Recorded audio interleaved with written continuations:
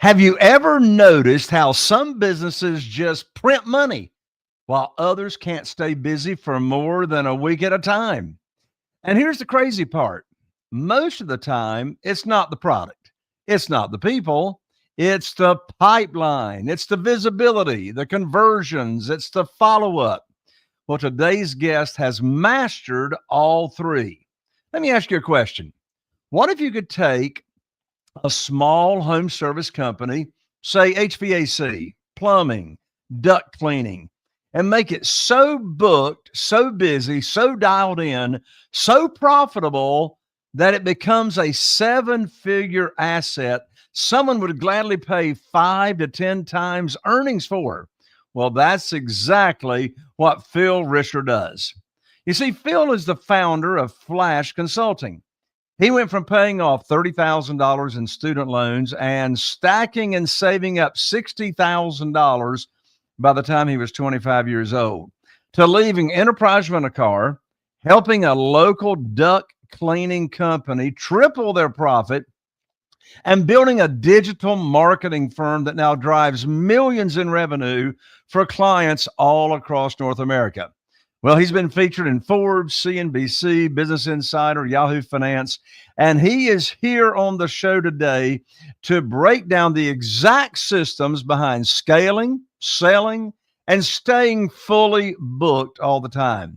We're talking how to actually convert website leads into paying customers, the three growth levers every business has to pull, and the strategies home service companies are using right now to dominate their markets.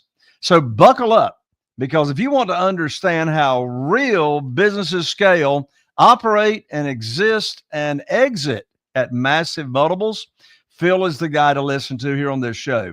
Well, welcome to Raising Private Money, the only podcast for real estate investors who want to fund their deals without relying on banks, credit, or using their own cash. I'm Jay Conner, the Private Money Authority, and I show you how to get private lenders begging to fund your next deal, because every good deal starts with the money.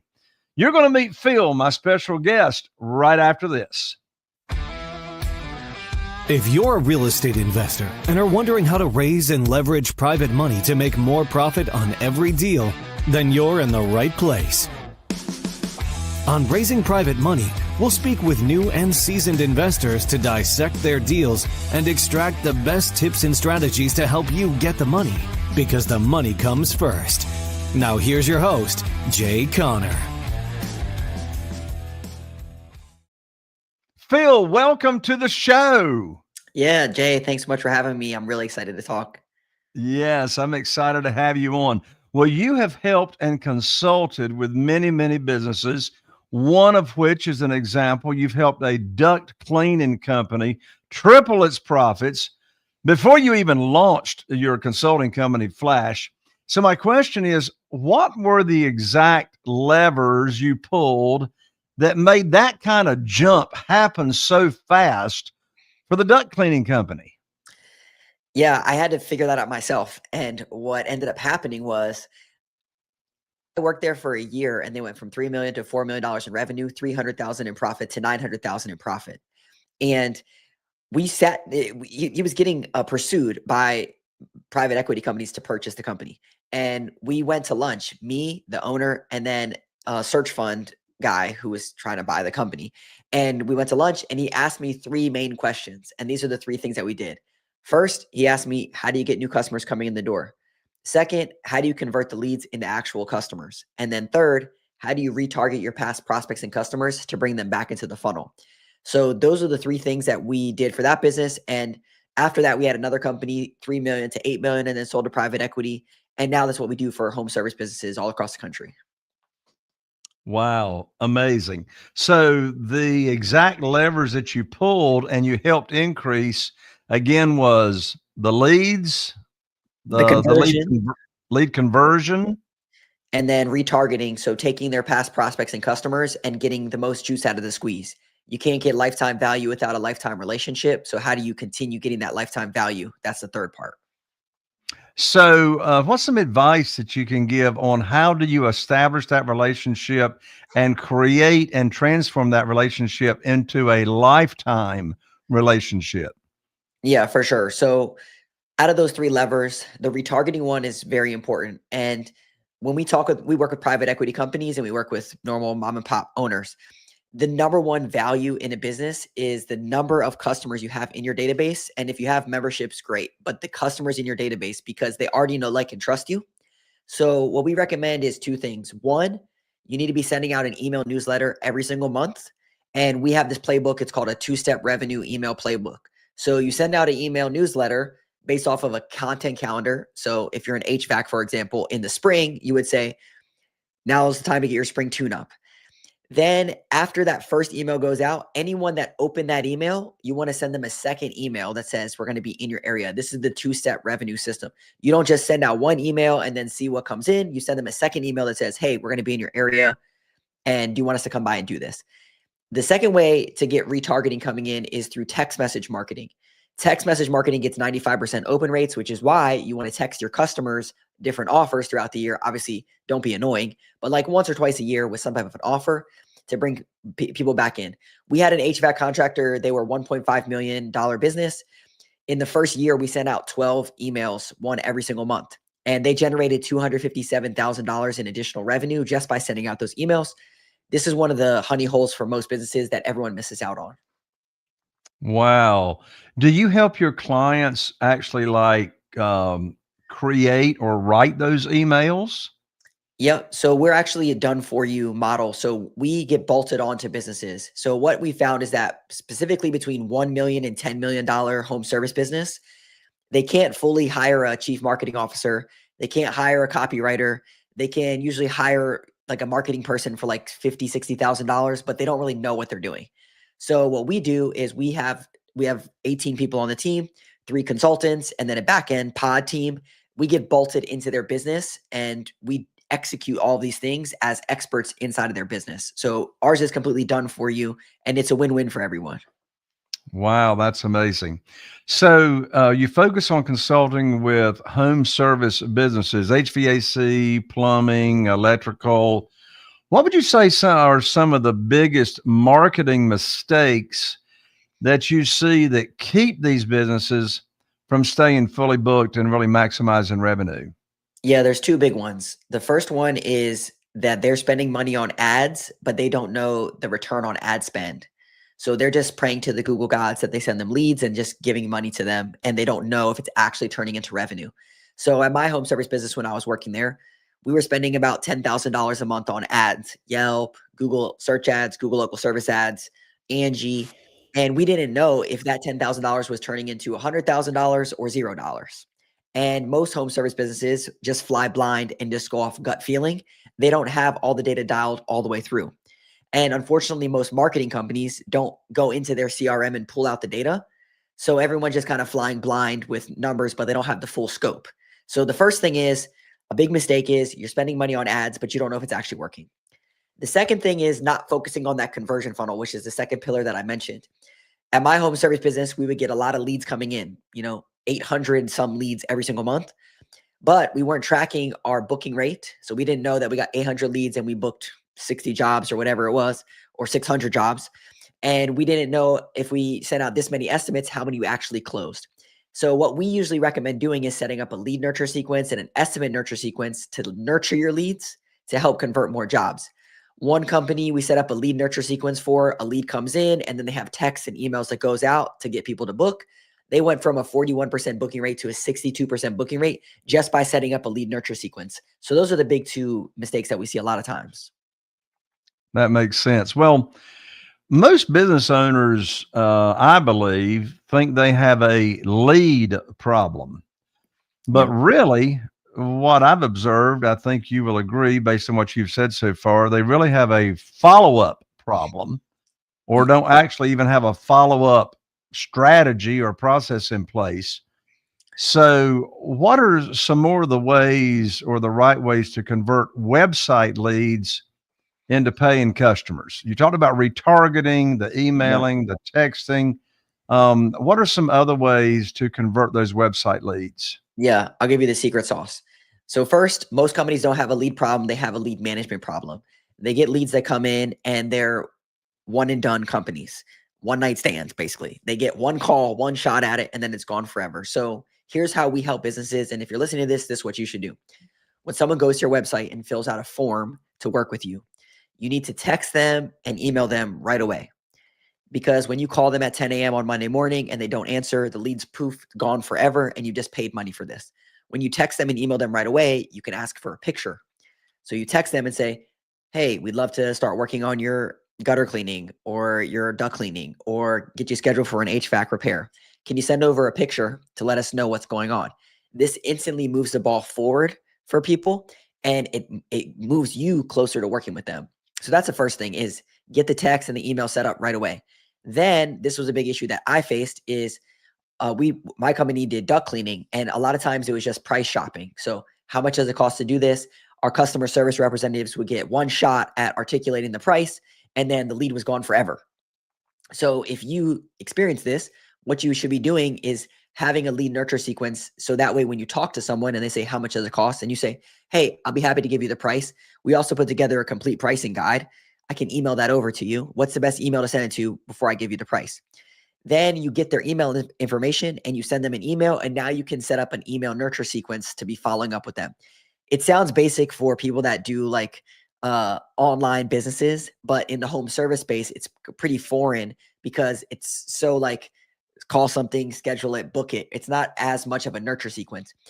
This alone, if you fix this in your business, can generate millions of dollars because you don't even have to spend any more on ads. All you have to do is just tighten up the bucket. So if you're putting water into a bucket and you have holes all over the place, fill the holes before you put more water in, and you're going to get more return. Well, that's just so smart when it comes to marketing, is getting the contact information so you can start to build that relationship. Exactly. And, since I am a coach, consultant to real estate investors, it's easy for us to think, well, this is like, who wouldn't know this? But I understand what you're saying in the home service business. I guess most of their experience and world of communication is just picking up the phone and calling people. Exactly. It's much different. What I would say for real estate investors, any business in general, like my business too, is you have different tiers of leads that come in. So a high value content offer or some type of a giveaway or some type of value where someone exchanges their email address for that information, that's going to be a much colder lead than someone just booking on your Calendly link. And a lot of times in home service businesses, they're just like, schedule now and just book my thing. But there's a little bit more song and dance that has to go into it. And you have to work your way through this funnel of cold lead into automatic warm lead. Exactly. And I love the idea you just shared a minute ago about immediately right after the lead coming in, they get a text, they get an email, and you're asking that lead to do something. Take a picture, text us back the picture of what you got going on.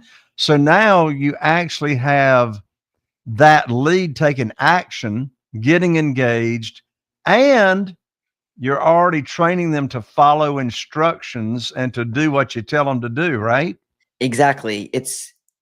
You're training them to do what you ask them to do, but also they're moving the ball down the field and giving you more ammunition. So that way, when you go to close, you have pictures and all the stuff.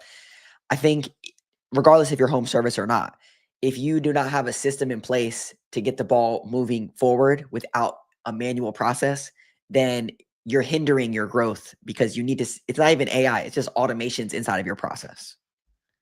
Yeah, that makes a lot of sense.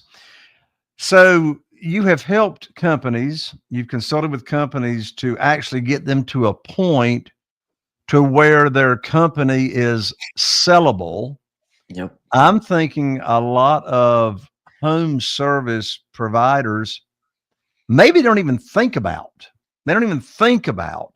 them having a company that is sellable. Like, this is what I do. I'm going to do it until I don't work anymore. And then, the show is over. So you've helped companies grow enough to like sell at 5 to 10x multiples of what their revenue is. So from a sales and marketing standpoint, what would you say a business needs in place for that business to actually become sellable at For that sure. level or at some time? Yeah, for sure. So what we found is that between the $1 to $10 million home service businesses, what we serve, there's three main sections. There's 1 to 3 million, 3 to 5, and 5 to 10. These are the main sections that people fall into. So in 1 to 3 million, usually the owner is the number one salesperson. They can go out and sell any job. They're also probably like the lead tech or project manager that can go out and solve all the problems. This is a big bottleneck. And it also gives you key man risk. So it's harder to sell your business if you're the number one salesperson. The three questions that the private equity company asked me when we went to lunch was, how do you get customers coming in the door? How do you sell them? And how do you retarget them? What they want to hear is that you have a system for each one of those, not, oh, me, the owner, has to go out and do X, Y, and Z. It's, here's our system and playbook for this, here's for this, here's for this. So the first thing is, like, if you're 1 to 3 million, you got to buy back your time. And Dan Martell has a really good book on this called Buy Back Your Time. And he has a 5-rung replacement ladder. First is admin. So you need to have a CSR, customer service representative, admin, office manager. Second, you need to have a delivery point person. So you need to have technicians out in the field and also some type of a project manager or operations manager. Third, you need to have a marketing taken. This is where my company fits in. Marketing that's outsourced, that's not you, the brainchild, but someone executing marketing to generate leads for the business. Fourth is sales. So you have to have a sales system in your business, usually around $3 million. This kind of caps out at the sales. And then fifth is management. And that's the system that you need to get you to like 3 or 4 million. Now to go to like 4 to 5 million, you have to have good data. And this is what I did in the business was I was able to take all the data and make the best decisions. So that way, when we sit down with private equity, they're like, what are you doing for this? And it's like, here's all the data we have. Here's all the systems that we put in place. And here's what's working. Here's what's not. Here's where you could probably come in and help fix these things. And the company that I worked at was doing 5 million top line, and EBITDA was around 1.5 million. And he sold for more than 5x because we had all this data dialed in and all of these people in place for the business. So he could literally just step out, someone else step in, execute a little bit better and refine the process, and then grow the business. So those would be the main things that I would see specifically in like the $1 to $10 million range, is having those parts fixed. That makes a lot of sense. Now, your actual business, Phlash Consulting, your business has scaled to 7 figures, serving clients all over North America.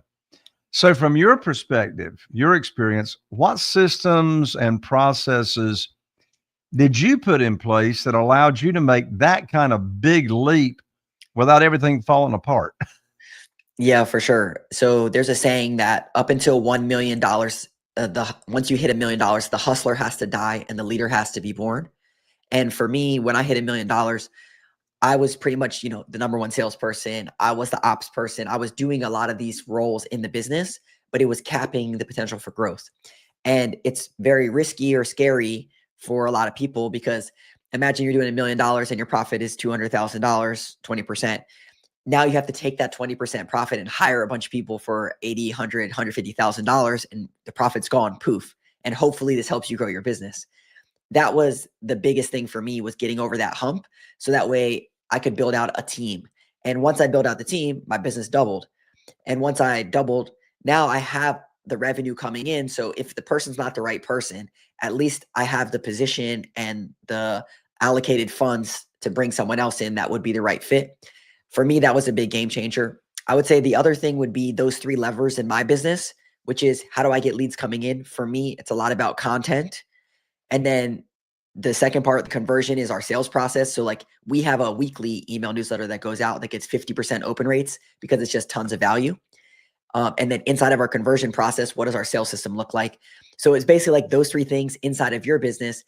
It's a little different between B2B and B2C. I'm B2B, but it all is the same principles. You get leads coming in, you convert them through a sales process, and then you keep retargeting them and bring them back into the funnel. Excellent advice. Excellent advice. Now let's assume that you have a new client that comes on, business owner, service company, and let's say their primary goal is to double their sales in the next 12 months. Given your experience working with all these clients, where would you tell them to focus first and why? Yep. There's 4 numbers that they need to track. That's it. There's a million distractions, but there's only 4 numbers. First is your booking rate. Booking rate means you got this many leads and you converted them into this many jobs. And for any other business out there, you got this many leads and you converted them into this many sales opportunities. So a booking rate. Number 2 is your close rate. You did this many estimates and you closed this many.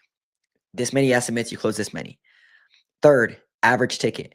Your average ticket is $2,000 or your average transaction value is whatever. Fourth is customer acquisition cost. How much does it actually cost to get a customer? Those 4 numbers, that's all you have to focus on. Everything else, when you have the people in place, if you just focus on those numbers, you're going to grow your business. For example, your booking rate should be in home service. The average is 42%. The good people do 62%. So if you don't get any more leads, but you just increase your booking rate by 10%, you just increase everything else by 10%. Then if you increase your conversion rate by another 10%, you get more returns and you don't even get any more leads. Then you increase your average ticket from $1,000 to $2,000. You just doubled your revenue. So those 4 numbers will drive extreme growth if you focus on them. And what I recommend doing is every month pick one of the 4, and every month is just, how can I get my customer acquisition cost to be better? How can I get my average ticket up? How can I get my booking rate up? And it comes down to knowing those 4 numbers and then getting better and better every single month at those numbers. So when you work with your clients, in what kind of way do you coach them on, well, This, how do I increase my conversions, right? I yeah, get my booking, but how do I increase the bookings? How do I increase the conversions? Do you work with them in detail on that? yeah, great question. This was my biggest heartburn. Was there's digital marketing companies floating out here. Then there's your CRM data in here. And then there's automations over here. And most companies want all 3 to be talking and working together. So what we do is we actually go into their CRM, their client relationship manager, like a HubSpot or whatever. But for home service businesses, it's Service Titan, Jobber, or House Call Pro, the main ones. And we actually pull that data out every single month, because as a marketing company, we could get you a bunch of leads, but if you don't turn them into quotes, or you get a bunch of quotes and you don't turn them into sales, well, then we need to fix your sales process by either helping with automations, creating content, telling you, don't spend any more on ads until you fix this thing. But it's all about growing the business, not just getting more leads coming into the funnel. That makes a lot of sense as well. So I'm sure we got some small business owners here that are tuning into the show, and some of them are feeling stuck. They feel stuck. They got maybe decent revenue, but they really don't have any kind of growth going on. When you diagnose a company or a business owner, what's like the first diagnostic step you or your team does to figure out what's really truly holding them back?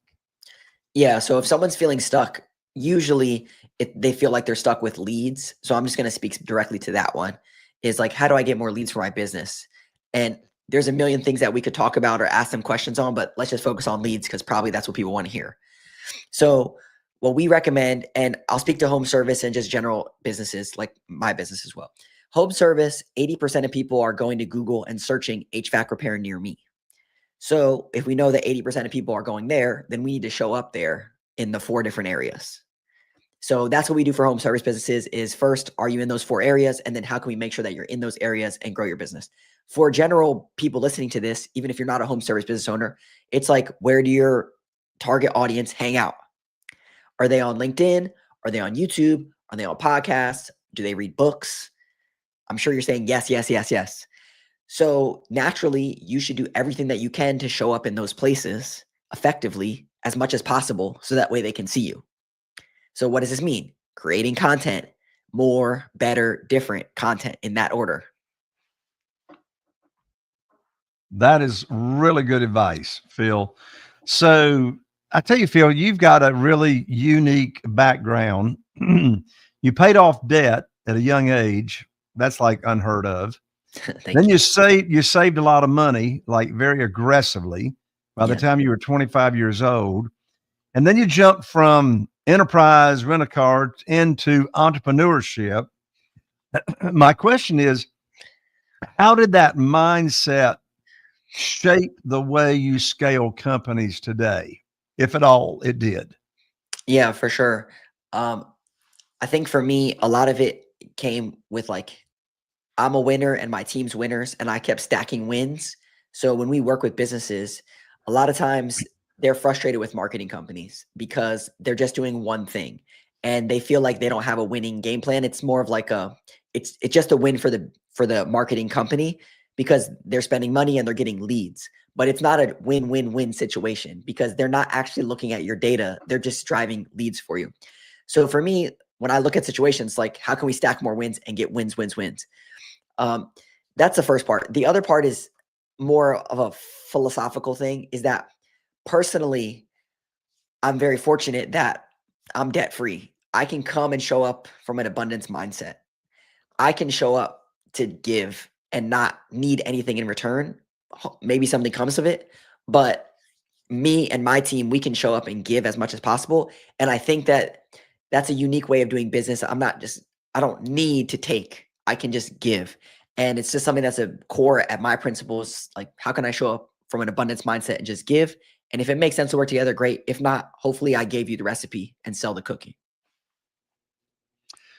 Well, Phil, you have dropped a lot of nuggets here in a short period of time.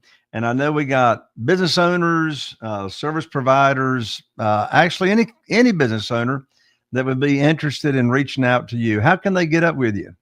Yeah, so if you're a home service business doing between $1 million and $10 million a year, we do marketing audits. We can hop on a call, show you all the stuff, show you the recipe. If it makes sense to work together, great. And you can go to flashconsulting.com, PHLASH consulting.com. And if you're like, hey, Phil, you seem like a cool guy, I hang out on LinkedIn and Instagram. That's the two places that you can hang out with me. Yep, Phil Risher on LinkedIn and Phil Risher on Instagram as well. All right, that URL again is www.phlashconsulting.com, spelled PHLASH consulting.com. And of course, all these links will be in the show notes as well. Phil, thank you so much for joining me here on Raising Private Money. Yeah, thanks so much for having me. I appreciate you. All right, everybody, that's a wrap for today's episode. Huge shout out to Phil Risher for dropping absolute gold on how to scale, systemize, and actually make your business worth something when it comes time to sell the business. So if you're a home service business owner, or honestly, as we were just talking about, any business owner, and you're tired of guessing, tired of hoping that your phone is going to ring, tired of paying for marketing that really doesn't do anything or move the needle, go back and re-listen to this 30-minute episode. Phil has laid out the blueprint: visibility, conversions, and retargeting. That's the game that he knows inside and out. So if you want help executing it, check out what Phil and his team at Phlash Consulting are doing. As you just heard, this is not theory. These are his exact strategies behind seven-figure companies with 5 to 10x exits. If you got value from this episode, share it with someone who needs to hear it. And as always, thank you for listening to Raising Private Money. Be sure to like, share, and subscribe. I'm Jay Conner, the Private Money Authority, and I'll see you right here on the next episode of Raising Private Money. Are you feeling inspired by the knowledge you gained in this episode? Then head over to jconner.com/moneyguide. That's jconner.com/moneyguide and download your free guide that shares 7 reasons why private money will skyrocket your real estate investing business right now. Again, that's jconner.com/moneyguide to get your free guide. We'll see you next time on Raising Private Money with Jay Conner.